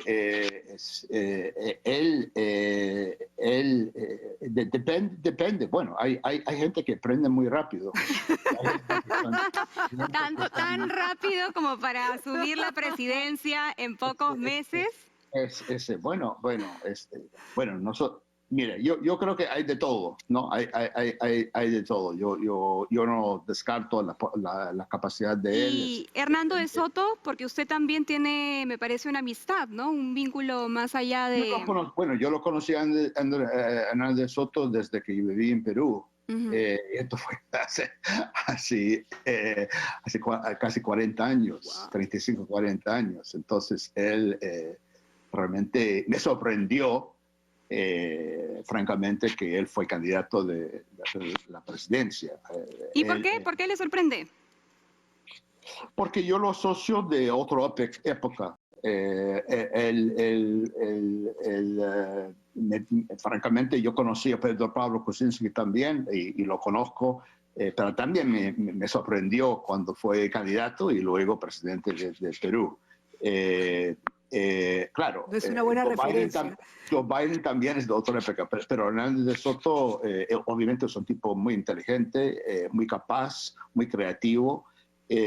Pero yo había pensado, y tal vez es una culpa mía, que él había bajado mucho en el perfil y su protagonismo en Perú en los años. Entonces, después de aprender que es candidato a la presidencia, me llamó la atención. Eso es lo que estoy diciendo. Bien. No había escuchado. Muy bien, muchísimas gracias por estar con nosotros. Un lujo tenerlo en realidad para conversar. No, gusto, a la orden. Gracias. Muchísimas gracias. Cuando quiera. Gracias. Michael Shifter, presidente de Diálogo Interamericano desde Washington, conversando con nosotras esta mañana. Y bueno, hay que apuntar sobre el tema Donald Trump, que ha dicho que no va a asistir a la ceremonia de toma de mando de Joe Biden, que se va a llevar a cabo este 20 de enero. Y Twitter le ha suspendido la cuenta para siempre, forever and ever. Twitter no lo quiere. Lo ha castigado. ¿No? Lo ha castigado. Chau Trump de Twitter. Muy bien. Bueno, vamos a hacer una pausa. No se muevan porque al regresar vamos a hablar sobre la agenda legislativa 2021. ¿Qué nos depara el Congreso de la República teniendo en cuenta el contexto del COVID-19? No se mueva, regresamos.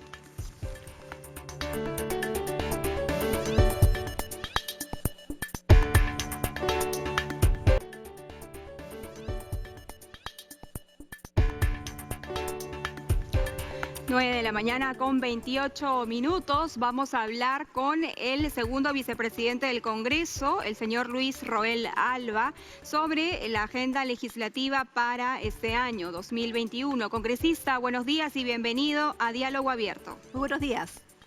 Buenos días, Carla. Perla, ¿cómo están? Hoy, como bien señalan, esta semana hemos tenido reuniones con la presidenta del Congreso y también con la vicepresidenta del mismo, Matilde Fernández. Congresista. Puesto que hemos detenido y hemos visto temas administrativos que durante desde que asumimos hasta este momento no habíamos previsto. Tanto es así que el día lunes se tomó la decisión de relevar al jefe de seguridad por los hechos sucedidos la semana pasada en la oficina de la Corita Cabrera, y así como ver otros temas relacionados con la gestión. Congresista, tenemos problemas de Congreso. comunicación. Tenemos problemas de comunicación. Vamos a llamarlo por el celular, así que no nos corte. Quédese con la señal de la imagen y lo llamamos por el celular para poder seguir conversando, porque sí nos parece interesante lo que nos está diciendo respecto al relevo del jefe de seguridad luego de este robo en el Congreso, ¿no?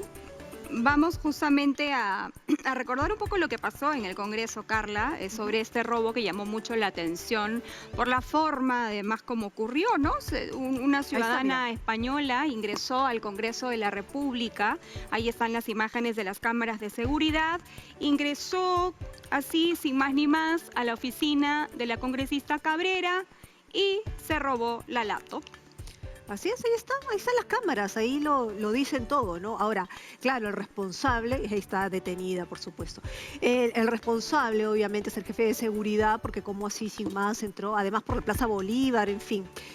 Vamos a ver qué explicaciones dio, ya lo tenemos enlazado al congresista Roel Alba. ¿Congresista? Ahora sí se me escucha, espero. Sí. Congresista, ¿qué explicaciones dio el jefe de seguridad sobre este robo? Bueno, el anterior jefe de seguridad hizo un informe en relación a lo que había sucedido, en relación a que a lo que había fallado en relación a la seguridad fue de que el personal no estuvo atento en esos momentos, que lamentablemente los protocolos no fueron lo suficientemente efectivos y por lo tanto se hizo pues el relevo de dicho jefe de seguridad por uno que ha sido nombrado el día lunes. Como le dije, los temas administrativos recién los hemos podido empezar a resolver en esta semana. Por eso yo sí puedo decirles de que la mesa directiva ha sido elaborando desde que terminó el pleno ordinario, que fue la legislatura ordinaria, con el último pleno del día 30 de diciembre, y los días siguientes hemos seguido trabajando con la mesa directiva, con la presidenta Mirta Vázquez, con el vicepresidente Matilde Fernández.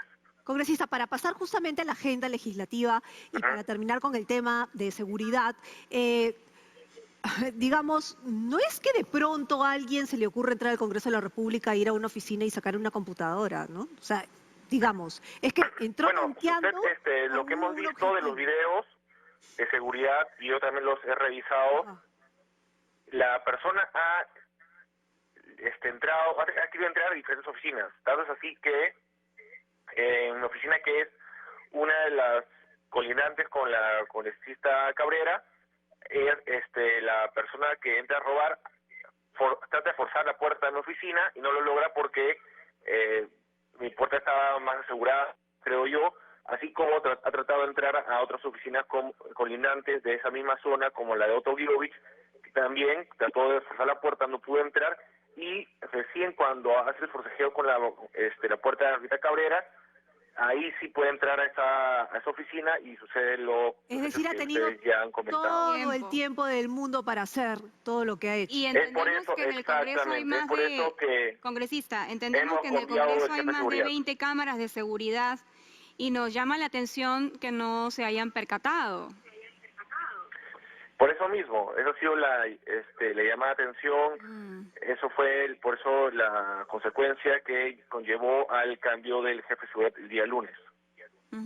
Bueno, es una persona que ya presentaba antecedentes por robo también y por venta de drogas, ¿no? Estamos hablando de la ciudadana española de nombre Vanessa Cejuela, de 39 años. ¿Sabe usted cuál es su situación legal en este momento, congresista? No, lo que nosotros nos hemos encargado es en fortalecer con el nuevo jefe de seguridad la seguridad interna del Congreso, así como se le ha pedido que la Policía Nacional, que cuida los alrededores del Congreso de la República, también fortalezca, porque no puede pasar otro incidente, porque imagínense, esta vez puede haber sido que nos ha entrado una persona a robar y otra puede ser en otra oportunidad que hagan algo peor, que dejen, que vengan a hacer un daño físico o contra la vida de algunos de los funcionarios o de los personal del Congreso o con los mismos congresistas. Bien, muy bien. Vamos a pasar a otro tema. Entonces, nos comentaba que la Junta de Portavoces se va a realizar este martes 12 de enero a las 3 de la tarde y va a ser de manera virtual. ¿Por qué se ha tomado esta decisión? ¿Qué temas se van a discutir? Bueno, primero se había señalado que iba a ser presencial, como usualmente se estaba realizando, pero había que también fortalecer no solo la seguridad de interna del Congreso, también la bioseguridad. Y obviamente, viéndolo que hay una nueva cepa del COVID-19, hemos decidido aumentar también los protocolos de bioseguridad y por eso se hace de manera virtual. Ahora, y respecto de la agenda, acuérdense que nosotros tenemos una agenda bastante extensa que se ha ido acumulando y por ello que en esa Junta de Portavoces vamos a solicitar que las bancadas, a través de sus portavoces, puedan priorizar los temas que ellos consideran pertinentes de la agenda que ya hay. Ahora, por ello también hemos citado previamente y disculpe que era justamente en relación al punto de la agenda, hemos citado al Consejo Directivo el día jueves también, porque la permanente va a ser el día viernes, para justamente depurar esa agenda extensa que tenemos de más de 50 puntos, en donde, por ejemplo, tenemos mociones de interpelación al ministro, que no es un ministro, tenemos mociones que ya no tienen razón de ser porque ya ha expirado o ya las fechas ya no tienen relación con la actualidad y los temas tampoco. Entonces tenemos que hacer una depuración para solo quedarnos con los temas relevantes para tanto la permanente que se va a dar el día viernes como también para lo que queda de nuestra periodo legislativo. Pero hay pedidos como, por ejemplo, Edgar Alarcón, presidente de la Comisión de Fiscalización, que está ahí durmiendo el sueño de los justos. También se ha citado a Violeta Bermúdez y también a José Eliche para que informen sobre las protestas de los trabajadores agrarios. Es decir, ¿eso va a continuar, eso va a seguir o se va a dejar de lado? En el caso del pedido de convocar al que hizo el congresista Alarcón, él tranquilamente podría convocarlo a la Comisión de Fiscalización, puesto que hay comisiones ordinarias que están funcionando extraordinariamente en este periodo de receso parlamentario. En relación con los otros pedidos y las otras mociones, eso tendrán que nacer de una solicitud de alguno de los portavoces el día martes y evaluarlo. como la mesa directiva, acuérdense que no puede presentar e imponer una mesa. A la mesa no puede imponer una agenda. Esto es un tema que se debate en la Junta de Portavoces, se aprueba conforme a los votos de lo que se logra en cada uno de los puntos, y esos son los temas a priorizar para, obviamente, la citación que es el viernes. Ahora, otra reforma importante que ha quedado a la mitad del camino es justamente la inmunidad parlamentaria que se aprobó en la legislatura que acaba de terminar, pero que debe ser ratificada en segunda votación. ¿Se tiene prevista alguna fecha en la cual podría ser sometida a votación al Pleno? Yo coincido con la presidenta Mirta Vázquez que debe ser uno de los primeros puntos de agenda en el primer pleno que tengamos y reiniciando la legislatura ordinaria, que va a ser la última en febrero. Yo creo que es un tema muy relevante y que además genera bastante expectativa en la ciudadanía y tenemos que hacerlo. Entonces, eso vamos a tratar de que en la legislatura sea una propuesta de la mesa directiva y que la Junta de Portavoces la haga suya y ponerlo como primer punto de agenda en febrero. Disculpe que insista con el tema de la citación a los ministros, pero, digamos, ¿la Comisión Permanente puede citarlos? Es la duda que tengo. En la práctica parlamentaria, antes, en otras oportunidades, en otros congresos, la Comisión Permanente se le ha permitido que los ministros vayan a informar sobre situaciones que se han dado, que son importantes y que son de emergencia y de urgencia nacional. Pero, como le comenté, si es ahora en la práctica parlamentaria, también esto dependerá de lo que se apruebe en la Junta de Portavoces. Ahora, congresista, ¿es verdad que se ha propuesto a Manuel Merino como vocero de Acción Popular para esta última legislatura en reemplazo del señor Gibovich? ¿Y cuál es su posición respecto de esta propuesta? Al respecto de la vocería de Acción Popular, primero, era un acuerdo de la bancada que, acabando la legislatura, en primer momento, que era el 18 de diciembre, pero que se alargó hasta el 30 de diciembre, era cambiar los voceros. Cambiar a Otto Gibovich, cambiar a Jessy Fabián, cambiar a Ricardo Burga, a los 3 voceros.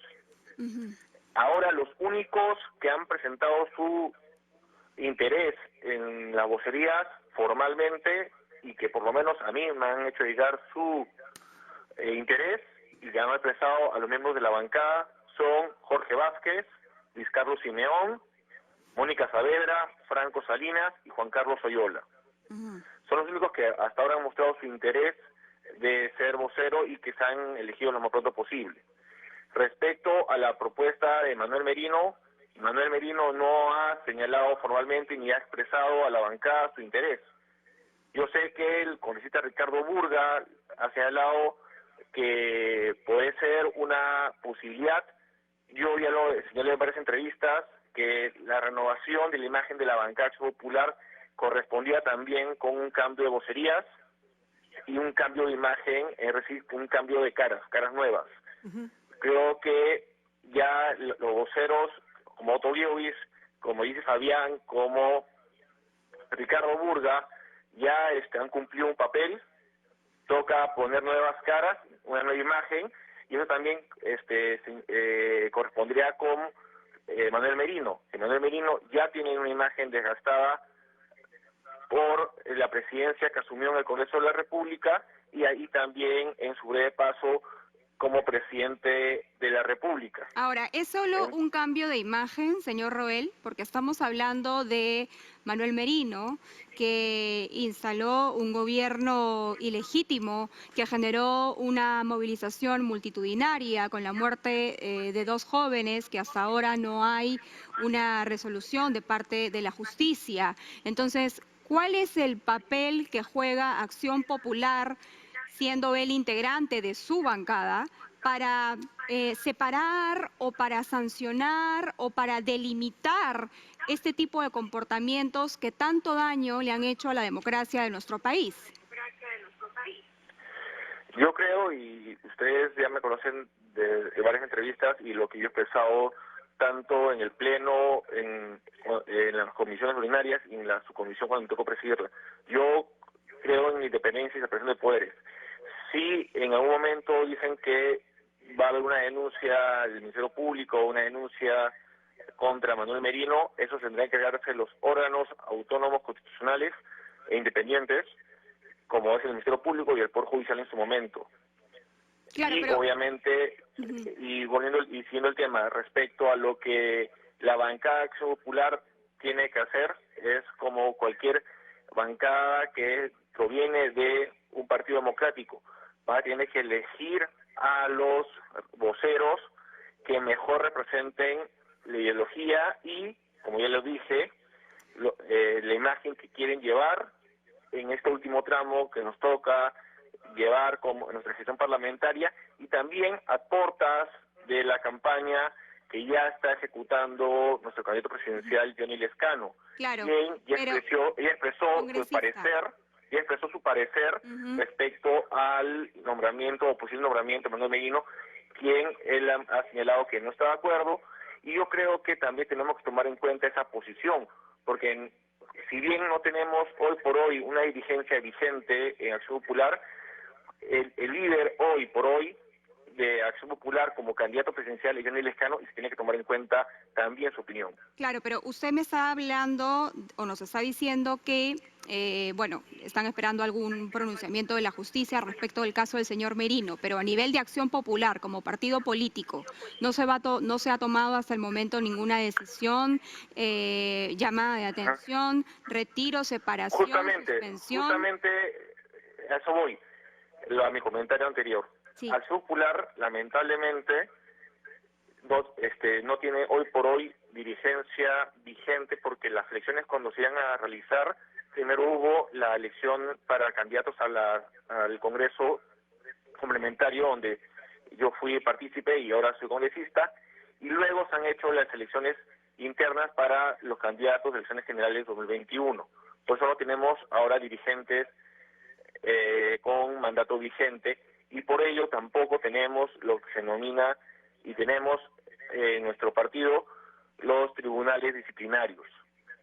Cuando salen las elecciones de dirigencias en Acción Popular, ahí recién se van a activar los tribunales disciplinarios, y ya serán esos tribunales quienes vean las medidas disciplinarias a, obviamente, sus militantes. ¿Y cómo como todo partido. ¿Cómo es que los votantes podrían elegir a Johnny Lescano, quien, si bien es cierto, ha marcado su postura en los medios, pero es representante de Acción Popular, un partido que usted nos está diciendo que no tiene dirigencia con mandato vigente, que no tiene tribunales disciplinarios hasta la fecha, que Manuel Merino es voceado como si nada para ser portavoz del partido? O sea, queramos o no, el candidato a la presidencia está también arrastrando todos estos pasivos de Acción Popular.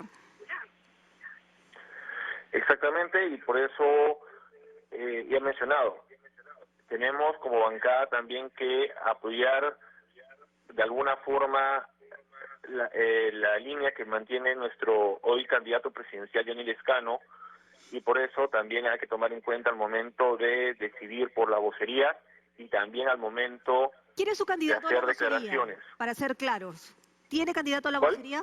¿Tiene candidato a la vocería?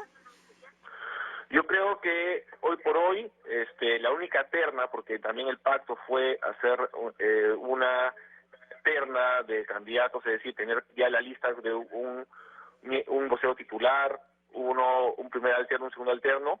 Creo que la única que se ha presentado es la de Jorge Vázquez, Luis Carlos Simeón y Mónica Saavedra, en ese orden. Y yo creo que los tres harían un muy buen papel.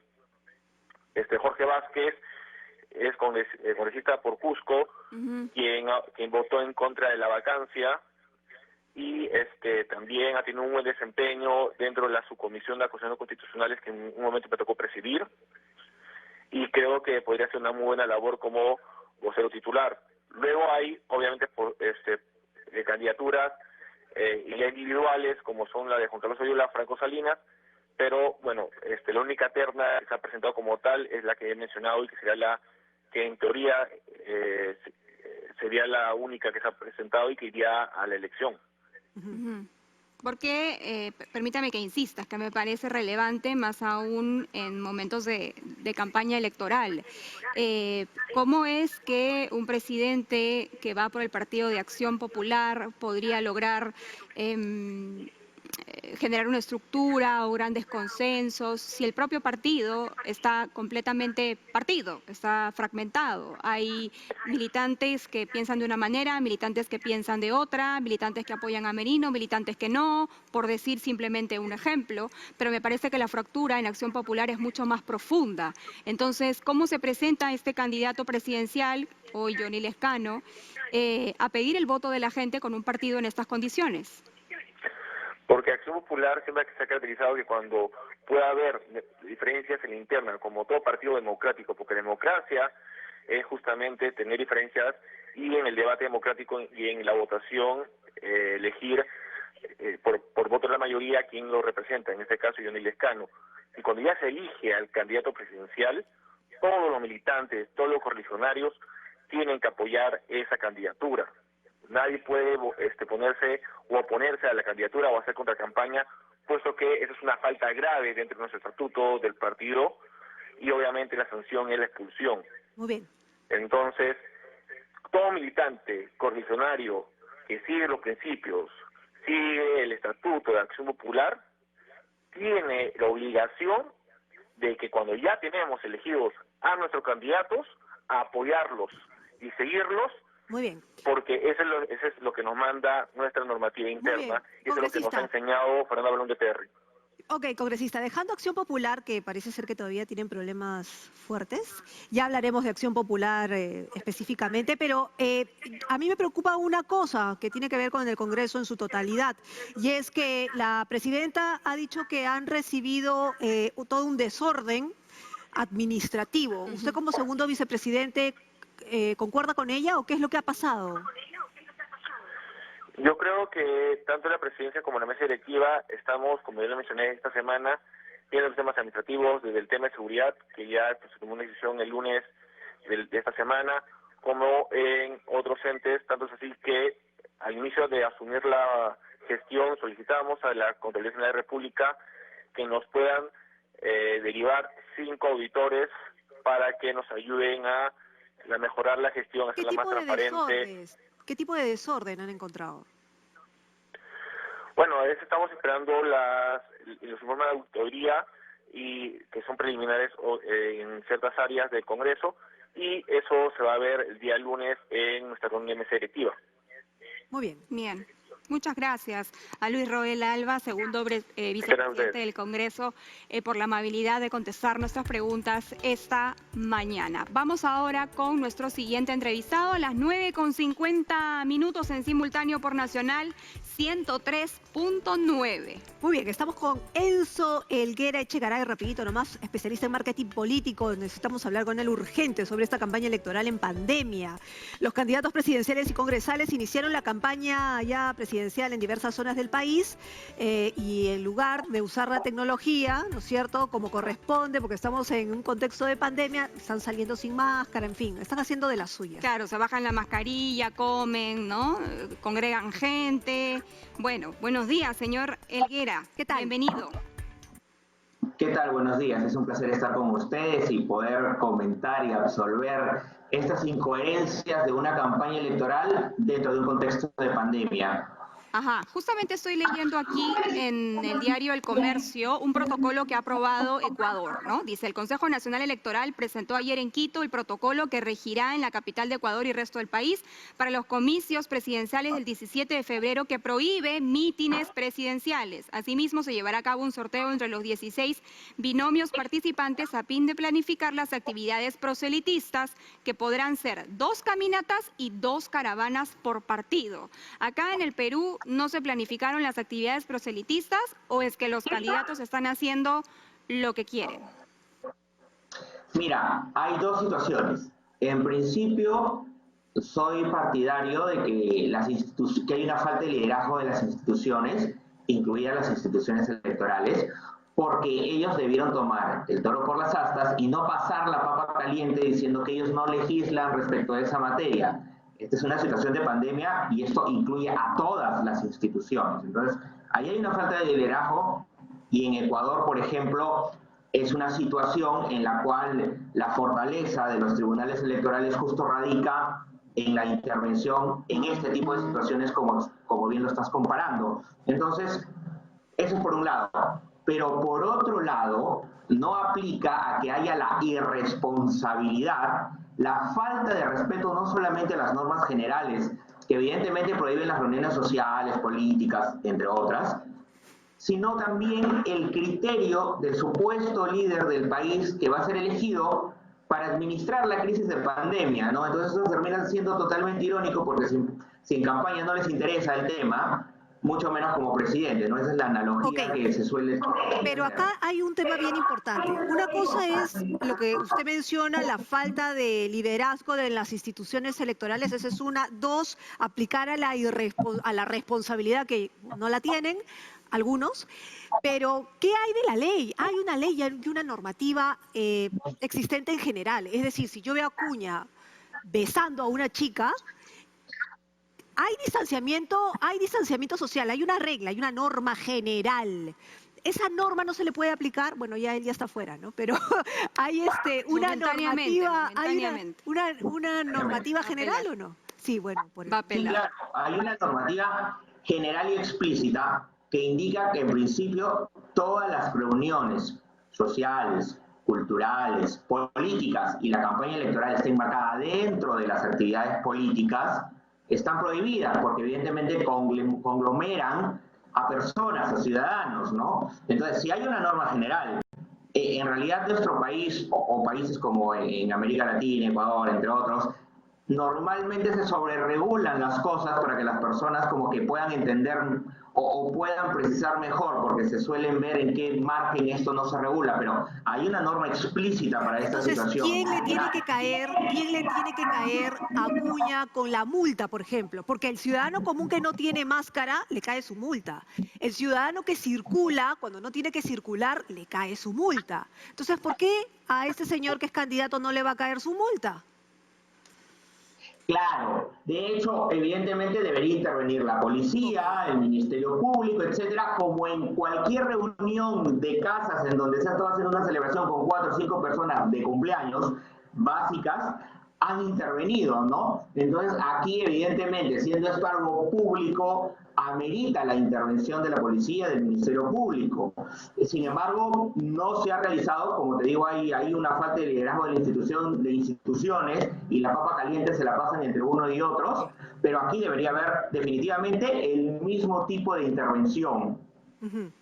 Ahora, vamos a... bueno, esto no es exclusivo del partido del señor Acuña, sino que está sucediendo en otros partidos también. Hemos visto a, por ejemplo, Martín Vizcarra con Daniel Salaverry, pasa lo mismo, se acercan a la gente, saludan, estrechan las manos, se abrazan, algo que es bastante complicado en esta situación de pandemia. Por ejemplo, esta publicidad, vamos a analizar la publicidad presentada por el Partido Morado, un poco, ¿no? Salía Julio Guzmán manejando un bus y Susel Paredes, que es candidata al Congreso, salía como cobradora y surgieron una serie de críticas porque este bus tenía una serie de papeletas sin pagar y que el candidato no tenía permiso, brevete para manipular este tipo de vehículos. ¿Cómo le pareció a usted desde la perspectiva de marketing político esta idea? Bueno, aquí hay dos aspectos, de forma y de fondo. Evidentemente las formas no son las correctas. Entiendo que el Partido Morado ha dicho que simplemente ha sido una simulación, que evidentemente para esa simulación o para la filmación de un spot bajo ese área controlada no necesitaría el permiso. Sin embargo, esa es la forma, ¿no? El fondo de lo que pretende esta campaña en la comunicación política es normalizar o, digamos, motivar a que sea algo gracioso la corrida o la huida de Guzmán en el caso del incendio que ocurrió en el pasado, porque seguramente con grupos focales han analizado que esa es digamos, la mayor debilidad de la imagen del candidato sobre sus acciones. Entonces, ellos lo que han hecho es pretender, a través de una campaña, de un spot publicitario, como que tratar de normalizar, de colocar en una situación muy criolla esa situación de que alguien huye del peligro o corre como Guzmán, para tratar de colocarlo en un argot popular con la finalidad de ir a un público más CDE y tratar de llegar a ese bolsón electoral, ¿no? Entonces, esa ha sido la intención, al margen de no haberse cuidado las formas, porque lo correcto debió ser: armamos la estrategia para llegar a los sectores populares, pero cuidemos las formas, porque en una campaña electoral se analiza todo. Entonces, puede intentar irse a un bolsón electoral, pero otros evidentemente van a observar la informalidad y evidentemente la falta de cumplimiento de reglas, que al final, como bien lo mencionas, una gran parte de candidatos presidenciales de una u otra manera se están burlando de la norma. Ahora, pero eso realmente, a ver, en términos prácticos, hay personas que lo notan por un tema de valores, por un tema de análisis, qué sé yo, pero el grueso de la población realmente lo toma, lo nota o no le importa. Porque se lo pregunto porque yo he podido discutir eso con varias personas, inclusive periodistas. Y el gran debate, tanto en las redes sociales como en grupos y foros de periodistas, es: ¡ay, qué exagerados! ¡Qué exagerados! Es una simulación. Pero en los detalles también está pues el mensaje, ¿no? No sé qué piensa usted. Claro, se dice que el diablo está en los detalles. En realidad, esos detalles cuentan para un segmento de la población, pero para otros no. Pero ¿sabes qué es lo que sí han logrado de manera exitosa con esta publicidad? Es que se polemice y que se esté hablando constantemente del candidato. Entonces, esa llamada de atención, que a algunos les parece ridículo, que a otros les parece gracioso, que a otros lo pueden victimizar cuando evidentemente se hace análisis político, porque evidentemente esto está segmentado o microsegmentado. Entonces, ellos están apuntando a un target electoral que ya viene a ser a ese target masivo, a ese bolsón que todo candidato necesita para ganar o para repuntar en el electorado. Pero entonces, ahora, ¿no importa si hablan bien o hablan mal con tal de que hablen? ¿Esa es más o menos la lógica? Para ellos sí. Yo te digo que no es lo correcto en comunicación política, porque lo correcto es cuidar la forma y el fondo, y si voy a hacer una campaña publicitaria para llegar a un bolsón electoral masivo, tampoco puedo incumplir normas o tampoco debería pues ir en contra de la lógica del ciudadano, ¿no? Del ciudadano, digamos, informado, ¿no? Porque puedo perder ese colchón de votos tecnócratas o que valoren otros aspectos, ¿no? Puedo ganar por un lado y perder por otro. Muchas gracias. Vamos a volver a hablar porque recién comienza esto y seguramente vamos a tener más campañas en la calle y de manera virtual. Muchísimas gracias a Enzo Helguera Echegaray, especialista en marketing político. Hemos llegado al final de Diálogo Abierto, 10 en punto de la mañana. Muchas gracias por su sintonía. Permiso. Nos vemos el próximo sábado. Chao.